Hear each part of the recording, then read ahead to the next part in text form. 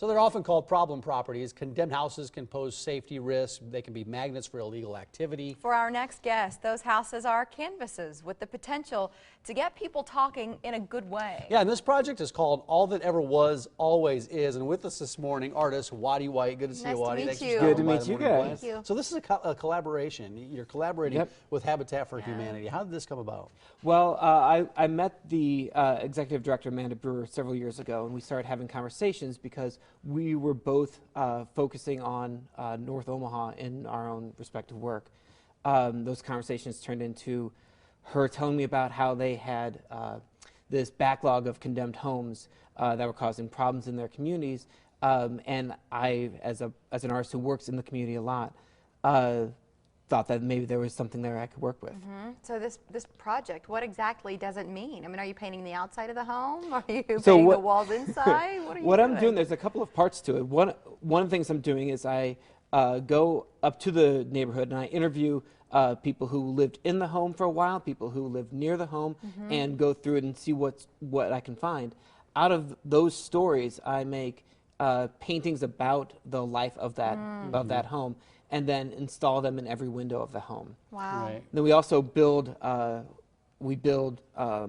material. We take material out of the homes and we build pieces that we're able to put into the community that can be used. For this project, we're going to be building a 24-foot long table and bench seating for 50 out of doors and wood that we're able to salvage from the home. Repurposing those materials. Yeah, that's awesome. And then we can use those to structure some community engagement things with the neighborhood. Yeah. Well, we'll talk more It's about this great. project, but I want to get to you for a second. Okay. Tell us about your background. Where did you, how did you learn how to paint? I mean, where did those artistic abilities come from? You know, with a lot of artists, they've been, you know, all of us draw and paint when we're a little kid. And almost everybody stops painting right around the same time, around between 9 and 11. You get embarrassed about something that doesn't actually look like the thing you're looking at. And if someone didn't embarrass you, you keep going and you keep doing it, and you wind up like. So you never got embarrassed? Yeah, well, not about that one, apparently. And so I went through college as an undergrad and studied art. I went to art school after that and studied again. I went to DC for grad school, and then moved here from Chicago in 2006. Yeah. It's really interesting. Thank you. Your work, and this is Watie's website. We've shown you that address on the bottom of the screen if you would like to follow up and learn more about him there. Yeah, These stories that you're collecting, though, they must be awfully powerful. Any stand out on this project here? They really are. One of the things that kind of leapt out at me from the very beginning with this was we went and I interviewed some of the older residents who lived on the block. Miss Maybell was living right across the street, and she told me these stories that were kind of ones that I'd anticipated, that the block and the neighborhood used to have this great communal spirit. It was a family that lived there, and they used to have all these block parties, and everybody loved everybody else and would celebrate everybody's milestones. And then there were kids from outside of that community who came in and sort of ruined it for everybody. And then as I interviewed her nephew and interviewed some of the people who lived in the house itself, they also told me about these block parties that they used to have and how great it was.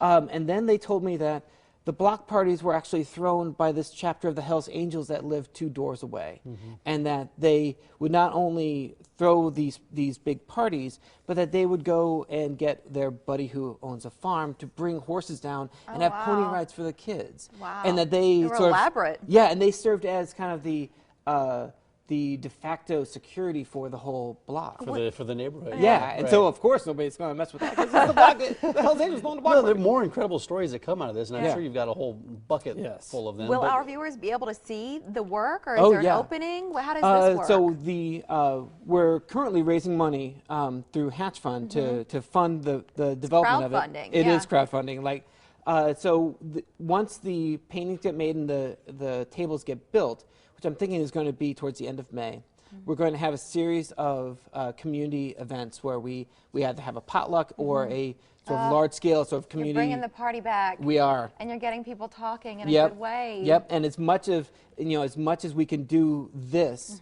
and talk about it and show people a different kind of a different kind of spotlight on that community, the more it does for that space. This is wonderful, Watie. It's Well, such a thank great you. idea all the way around, and we appreciate you being here to share Well, it with us. thank you very much. Yeah, thank you for Thanks having a me. lot. For more information, again, visit watiewhite.com. That's him. Thanks. Thanks, Watie. Thank All right, you. we showed you a website where you can learn more about this guy. You'll find us at OmahaMorningBlend.com. That's where we're giving away tickets to Gordon Lightfoot.